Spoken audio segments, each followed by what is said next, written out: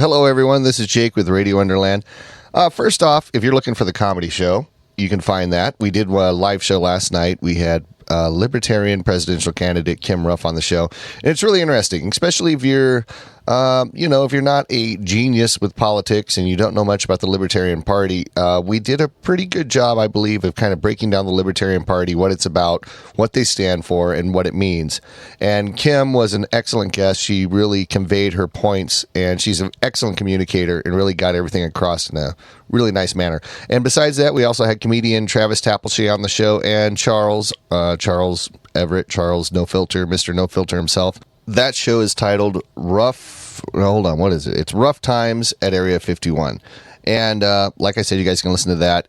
We did get into the whole Area 51 conversation of storming Area 51. And it was kind of interesting. So, like I said, if you want to check out the full-blown comedy show, check that out.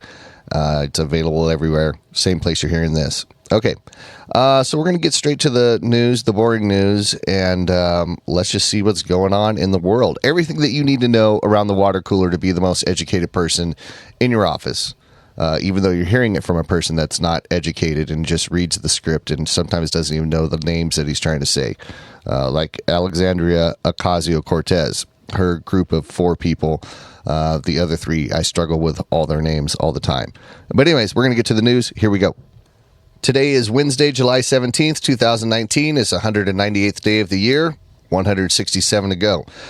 San Francisco was hit with a 4.3 magnitude earthquake Tuesday afternoon. There were initially widespread reports of locals feeling the tremors. A 3.5 magnitude followed just minutes later. 4.3 by Southern California standards. That's nothing. That's like a light sprinkle, for Seattle. That's nothing. So get over it. 4.3. They'll survive. An alligator has been terrorizing Chicago. Wait a minute. Terrorizing? Really? The alligator's been wearing a turban and screaming Allah Akbar? Anyways, an alligator's been terrorizing Chicago area parks, and he has been captured by a Florida man, no less. Frank Robb, who owns Crocodilian Specialist Service, located in St. Augustine, Florida, was contracted by the Windy City to track down the animal. It was found around 4 a.m. at Humboldt Park. Authorities say the gator was captured humanely and in good health. The gator will be sent to a zoo or sanctuary. Gators in Chicago. I don't believe alligators are native to Chicago. Is this just an alligator, some kid's pet that they flushed down the toilet and it survived for the last 50 years in the sewers of Chicago and it finally come out to the daylight as a full-size alligator? How does this happen? I don't know. Those details aren't covered. McDonald's has ended its exclusive delivery arrangement with Uber Eats and is partnering with DoorDash. A pilot program is launching in Houston, which will make home delivery of Mickey D's possible for more than 200 locations. The program kicks off July 29th. No word if the McRib is back. That's the only thing I care about at McDonald's is the McRib. So, and I actually like their, what's the breakfast sandwich with the pancakes? It's the pancake breakfast sandwich, and it's got the little syrup nuggets in the thing. The typical food that you eat when you want to be a fat American. I love those, but that's just my opinion. That's not serious news, so I'm going to go ahead and move on. Have you ever looked at Mount Rushmore and just stood there and thought, man, I'd like to climb that big nose on George Washington? Well, a federal park safety officer arrested a woman for trying to climb Mount Rushmore. Alexandria Incontro pleaded guilty to the charges in Rapid City Federal Court and received a $1,000 fine. She made the ascent with no rope and bare feet and was almost to the top when security officer coaxed her down. For what it's worth, she took the route between Washington and Jefferson, whose faces are about 60 feet tall. So what I'm getting out of this, if you're some viral YouTuber that wants to make a big video of you climbing George Washington's face, you can do that, and the penalty is only going to cost you $1,000. But when you factor in how much money you're going to make off your YouTube channel, $1,000 for a killer location like Mount Rushmore? It sounds plausible. An Atlanta area FedEx driver is being held as a hero after he picked up 3 men who had been shot and needed to get to a hospital. The driver has declined to be identified by name, but he said that he was on the phone with 911 the whole time and he broke traffic laws to get the victims to treatment. The victims are expected to make a full recovery. The weirdest thing about this story is they don't mention why the 3 people were shot. Was it gang activity? Was it a drive-by? What was going on? I mean, that's That's kind of a big deal when you're just driving down the road and you see 3 people laying on the side of the road shot. I mean, that doesn't happen every day, and there's no mention whatsoever of how they were shot. It just seems odd to me. The bigger story is the FedEx person. Interesting. The details that you don't know sometimes are the most interesting. Search engine analyst from Captify reports that searches for how to cancel Amazon Prime spiked 18 times higher than usual on Monday as the company kicked off its 2-day cost savings blitz. We all know it's been all over the internet, Amazon Prime Day. They say it's because folks are signing up for the service, buying their goods, and in a good old American way, canceling their membership. You know, these are the same people that shop at Costco and they use like their bedspread for a year and then take it back because Costco has no questions about returns. It's the same type of people. It's really pathetic. You should be ashamed of yourself. Dr. Leanna Nguyen has been ousted as head of the Planned Parenthood after only 8 months on the job. Nguyen said in a statement she was removed by the board over philosophical differences. I guess it was whether or not to use a hanger in the abortion process. I don't know. That's my speculation. That's not part of the news story. But BuzzFeed reports that Nguyen refused to differentiate the biological differences between natural-born and trans women. She also wanted to push Planned Parenthood as a woman's health care group that appeals broadly across the country, not one that only champions abortion specifically. And for these sins, she was fired. Worth noting here is Nguyen is a medical doctor, and she is the second one to head the organization as far as a licensed medical doctor. Former Supreme Court Justice John Paul Stevens has died, suffering a stroke on Monday. He was 99. He was known for leading the liberal wing of the court. He is the 3rd longest-serving justice. Carl Shields has died. The actor known for his roles in Peaky Blinders and Fair City reportedly passed away in his sleep on Sunday. There had been some concern for Carl, as co-stars said he would fall asleep during shoots and was recently in a lot of pain. He was 47 years old. Modern Family actress Sarah Hyland is engaged to Bachelorette alumni Wells Adams. Adams posted a video of his beachside proposal on Twitter, followed by a slideshow of pictures of the couple. The couple first stepped out publicly in October of 2017. Fewer voters are feeling the burn. You know, Bernie Sanders and these slogans, man. I'll tell you what, his marketing director, you can't use slogans when you're running for president that resemble STD slogans. You know, feel the burn, scratch the itch. Come on, get out of here. Anyways, back to the actual news. That was just my side opinion, which doesn't matter. Fewer voters are feeling the burn. A new survey of New Hampshire voters, the state right next door to his home state of Vermont, found his support at 10% among Democrats, down by 6 points since April. The former Vice President, Joe Biden, held on to his lead despite dropping 2 points since April. He is now at 21% of support.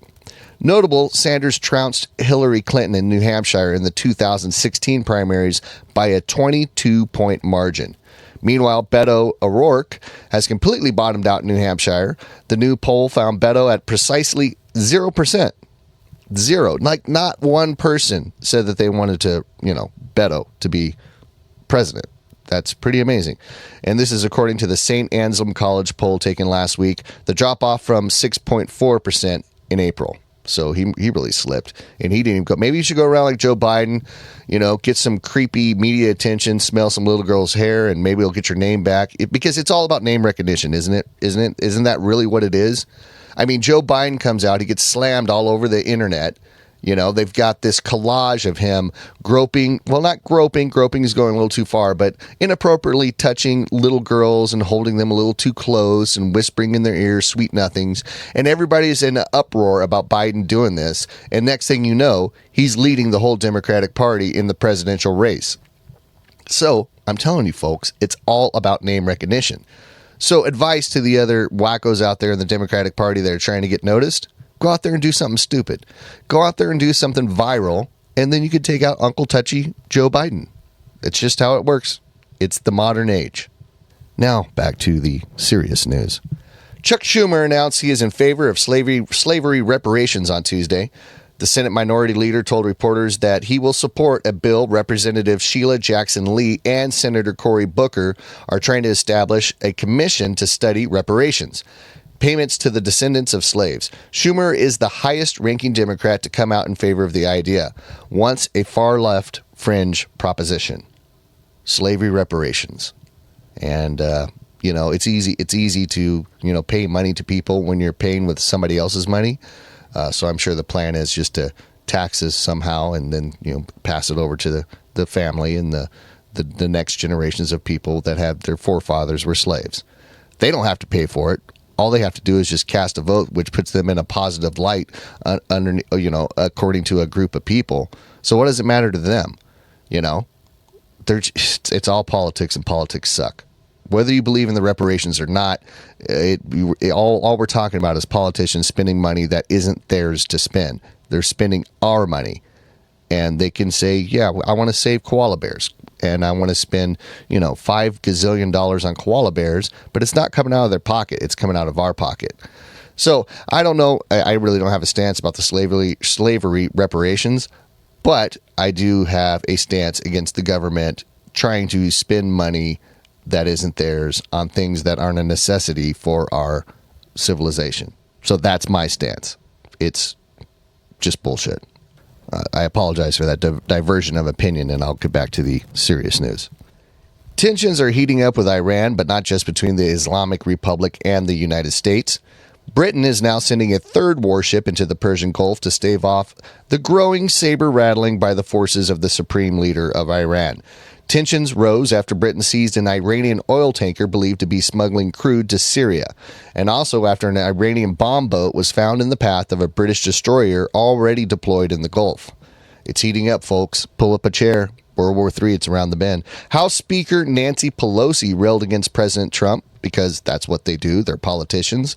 Trump rails against Pelosi. Pelosi rails against Trump, and they go back and forth like a bunch of kindergartners. It's just the way that our modern politics work. Sorry about that. Back to the serious news. House Speaker Nancy Pelosi railed against President Trump's weekend Twitter storm on the House floor on Tuesday and was ruled out of order. Responding to Trump's suggestion that the squad of 4 freshman socialists, Representatives Alexandria Ocasio-Cortez, Rashida Tlaib, Ilhan Omar, and Ayanna Pressley, what Trump said in his tweets was, go back to where they came from. And the reality is that only Omar was born outside the U.S. Pelosi declared Trump's comments racist. They love saying that, which it probably is a pretty racist comment. But here's the problem. Pelosi calling the Trump racist on the Senate floor is a no-no. It's a violation of a rule adopted by the House of Representatives in 1984. And that rule forbids people from calling the president a racist as a matter of decorum. So she gets up there, she starts grandstanding, trying to call his tweets racist, like just throwing another fit on the Senate floor. And then she gets shut down and is struck from the record because they have a rule where you're not allowed to call the president racist. Georgia Republican Doug Collins recognized this violation and interrupted Pelosi's diatribe, but Old Nan claimed she ran her remarks by the House parliamentarian who is in charge of maintaining decorum. Later, however, her remarks were ruled out of order and struck from the record. Following Pelosi's speech, the House voted to condemn Trump's tweets in what was largely a formality. The vote fell mostly along party lines, with a few Republicans joining the Dems. This, people, is what they are wasting their time with on Capitol Hill. They should be ashamed of themselves. Yes, his tweets were out of line. We all know that Trump tweets a lot of bullshit, and he should be stopped. His thumbs literally have diarrhea of the mouth when he picks up his Twitter account. But what are you going to do? And really, instead of changing the world, instead of feeding the hungry, instead of stopping wars in places where we shouldn't be, they like to stand around and discuss Trump's tweets in official sessions on Capitol Hill. This is what is wrong with America. Back to the serious news.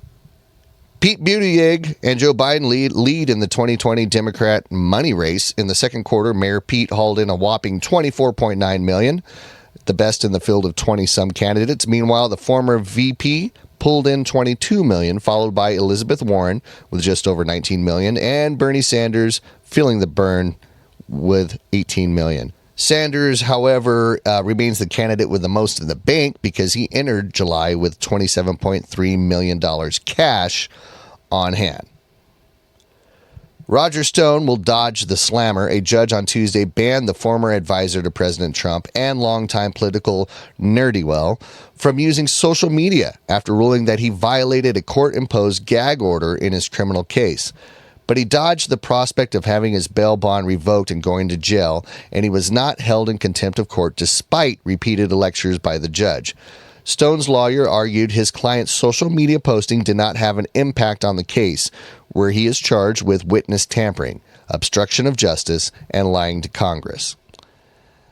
You know, okay, who cares what this guy's saying on his Twitter or whatever, but okay, I get it. You can't talk about the case. It's a gag order in place, but even a gag order, just the idea that your freedom of speech can be limited by a judge, like even the gag order, I'm not too sure if I agree with that. I think it's just stomping on your freedom of speech, your right to be able to say what's on your mind.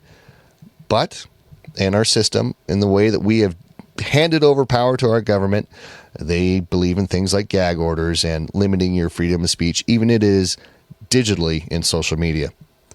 Back to the serious news. Threats against members of Congress are on the rise, according to the chief of Capitol Police. Chief Stephen Sund said so at his appearance on the job before the House administration. House Democrats blame President Trump and a slew of recent comments targeted at high-profile freshman Democrats who identify as socialists, such as Alexandria Ocasio-Cortez. For fiscal year 2018, we had approximately 4,894 cases. So far this year, we've had 2,502 cases, Sun said, adding it's likely this year's record threats will surpass last year's. Yeah, well, self-identifying socialist in the House of Representatives, yeah, that's something that people are going to be pissed about. There's no way around it. It's just totally anti-American. It's anti the Constitution. It's anti how this country was founded. And if you claim to be a socialist and you try to push that agenda on a country that knows better, yeah, there's going to be some rednecks sitting in cornfields that are going to get upset and tweet threats of violence, etc. It's the way it goes. And so you're blaming Trump for this? No, I don't know. Maybe, possibly. But I bet you Trump has a shit ton of threats coming at him from the extreme leftists in this country too. So, it's just a very polarized time in the United States. Now, if you're going to be a good little citizen and not pay attention to any of the politics in our country and just mindlessly roam around like the sheep and pay your taxes and be a good boy, then you can sit at home tonight and watch Jimmy Kimmel. Jimmy Kimmel is going to have Kamala Harris on, and Offset featuring Cardi B. And also on primetime, you've got Love Island on CBS, Pressure Luck on ABC, MasterChef on Fox, Big Brother on CBS, First Responders Live on Fox, Match Game on ABC, and The In-Between on NBC. Tracy Morgan was spotted in his precious Bugatti on Monday, the same one he got into an accident with last month. The $2 million ride seemed to be in tip-top shape, which begs that question: who forked over to the $32,000 for repair? Chances are the two insurance companies are still slugging it out. Peter Weber, a contestant on this season of The Bachelorette, is in some hot water. The frontrunner's ex-girlfriend, Kaylee Lutz, recently spoke out about how Peter abruptly broke up with her so he could be on the show. In an interview, Kaylee said he dumped her 2 days before Christmas and without really giving a reason why, though, as ex-girlfriends do, through some Instagram sleuthing, she said she put the pieces together when she discovered a Bachelorette producer recently started following him and he had deleted all evidence of the relationship.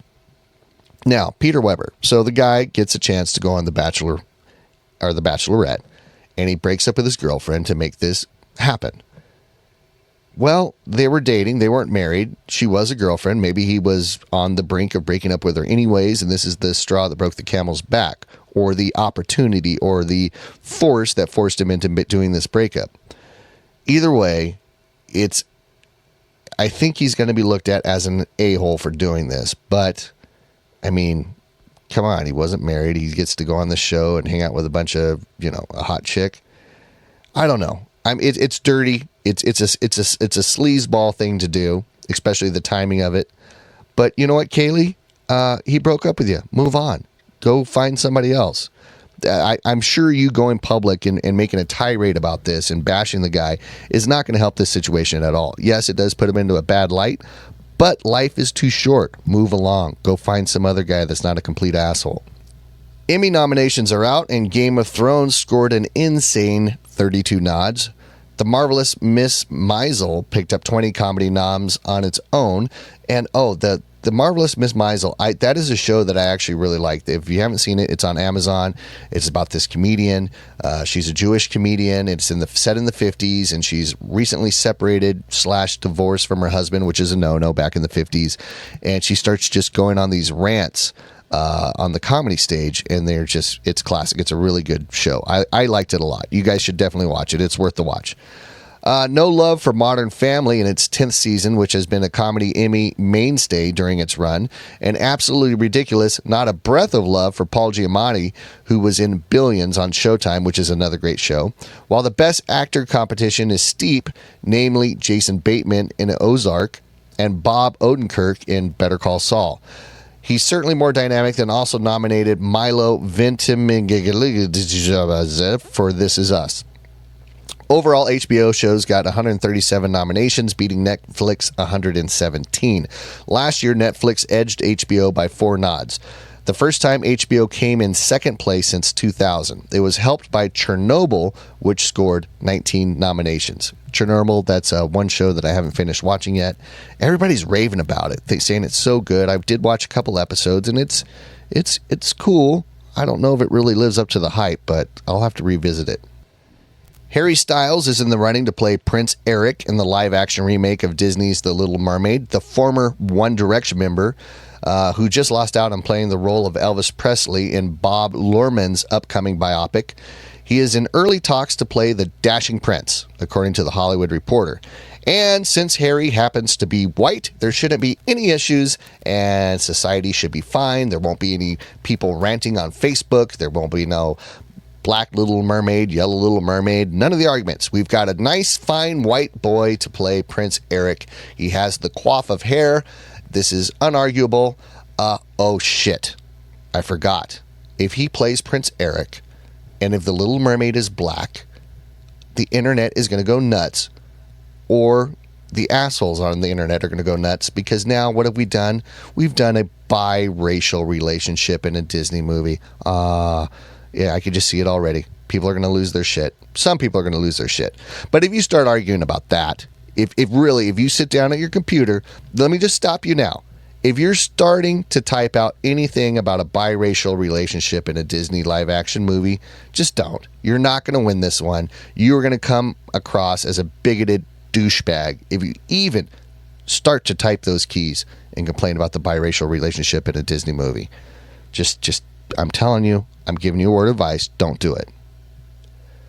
Prior to his death, Nipsey Hussle was being praised by the same people who were also secretly investigating him. And who would those people be? Well, the LAPD. The LAPD embraced the late rapper, calling him a peacemaker for trying to stem gang violence in his community while secretly looking at him for possible criminal prosecution for alleged gang activity. The city can no longer prosecute Nipsey, but they plan to continue to investigate his business partners. That wording on that wasn't right. But anyways, his Marathon clothing store in South LA, where he was gunned down, was the center of a probe for alleged gang activity. R. Kelly back in the news again. Any press is good press, I guess, except if you're R. Kelly. R. Kelly will remain behind bars. The singer, who was shackled as he appeared in court Tuesday, has been denied bond as prosecutors claim he is a danger to the community, especially, yeah, you guessed it, minor girls. Kelly was arrested in Chicago last week on 2 new federal indictments. The guy's got to have a record by now. I mean, a record of having a lot of things on his record. Former and current employees and acquaintances reportedly turned over some incriminating tapes of the singer involved in sexual acts with underage girls, prompting the arrest. Leonardo DiCaprio, and this is a movie I'm really looking forward to. The movie is Once Upon a Time in Hollywood. Anyways, his co-stars Brad Pitt and Margot Robbie dished about the often debated Titanic raft controversy. Now, we all know about this. What this controversy is whether or not Leonardo DiCaprio, who played Jack in Titanic, could have gotten on the raft with Rose and survived when the Titanic sunk, and this has been debated for years. So, Leo's co-stars, Brad thinks he could have fit, and Margot agreed, asking if Leo brought it up to the directors at the time, to which he replied, no comment. Of course, the Titanic director James Cameron has gone on saying that he argued that it wasn't a question of whether there was room, but a question of buoyancy. Okay, so we can put that one to rest. Ariana Grande finally got her Grammy. On Tuesday, the singer showed off the award on social media, joking that she had received it in the mail. She won it in February, but didn't get it until now because, remember, she boycotted the award show after having a disagreement with the producers over which songs she was allowed to play. But she finally got her Grammy, so kudos to Ariana, the Donut Liquor Grande, for getting her Grammy Award. If you're in the market for a mansion, a new one has come on the market. Mr. Joe Montana, of 49ers fame, Joe Montana is selling his 500-acre palace in Calistoga, California. And if you have $30 million laying around, it could be yours. The main house is 9,700 square foot, and it features 3 bedrooms, 3.5 bathrooms, and a wine cellar that can hold 3,500 bottles of booze, which is the equivalent to about 6,000 cans of beer if you're more on the redneck side. Outside, there's a horse riding area, a basketball court, and olive trees that produce 30 to 60 gallons of olive oil a year. There's also a pool, skeet shooting range, a pond, and 2 creeks. Now, this is kind of interesting. Usually, I don't like these Kardashian stories, but Brody Jenner revealed that his mother, Linda Thompson, knew for decades that his dad, Bruce Jenner, now Caitlyn Jenner, wanted to transition to a female. Brody and his mom were discussing his childhood on the most recent episode of The Hills, New Beginnings, when the 69-year-old got candid about the moment she learned of Bruce's desire. During the conversation, Brody confessed that growing up, he never had a great relationship with Dad, and revealed that Caitlyn canceled attending the wedding only a week before the ceremony. Kylie Jenner also got candid in a recent Instagram post. Yeah, how can you be candid in an Instagram post when you have millions of followers? For what it's worth, I'm just going to read the story and shut up. Kylie Jenner got candid in a recent Instagram post about growing up in the public eye. She struggled with anxiety and dealing with the ups and downs after her daughter's birth. The post, which comes 6 months after the Jordan Woods / Tristan Thompson cheating scandal. She went on to say that the Keeping Up with the Kardashians star is proud of herself amid battles and fears for her sanity. Kylie shot to fame at the age of 10 when the E! show Keeping Up with the Kardashians hit the TV screens in 2007. For those of you that are always looking for something to celebrate, today is National Hot Dog Day. It's also National Peach Ice Cream Day. It's Yellow Pig Day. It's Tattoo Day and World Emoji Day. So make sure you put some worlds in your emojis as you're setting out those texts while you should be working. And on this date, in 1968, the Beatles' animated feature film Yellow Submarine was released in England. Though the film included the Fab Five singing voices, the characters depicting each of them were voiced by other actors. But a 3D computer animated remake is in the works, directed by Robert Zemeckis, and it's to be debuted at the 2012 London Olympics. And that has been the daily news for today. And what was the date today? I don't have it in front of me. Was this July 17th? So we did open a new Patreon. Not Patron, but through Podbean. They had a crowdfunding app called Patron, but more people use the actual Patreon. You can search Radio Underland on there. If you'd like to support the show, send $1. Every dollar helps. You could definitely find us on Patreon at Radio Underland. While you guys are sitting around watching TV tonight, I am going to go to the Ontario Improv to see the Smash Brothers, the twin brothers, doing their comedy show at the Improv. And if you're still listening to the show right now, and if you want a link to get free tickets, of course, there's always the 2-drink minimum or 2-item minimum at the comedy show. But if you want free tickets for admission, send me a message. If you know who I am, everybody listen to this knows who I am, but send me a message on Facebook and I'll send you the link. That's tonight, Ontario Improv. That's where I'm heading out. If you want to hang out, have a good time, send me an email and I'll send you the link where you can sign up and get some free tickets. Other than that, like I said, tune into last night's show. It was rough in Area 51, whatever, last night's episode. Tune into that. It's a good show. And other than that, we will see you later. Have a good one, people. Stay human, which is pretty easy to do.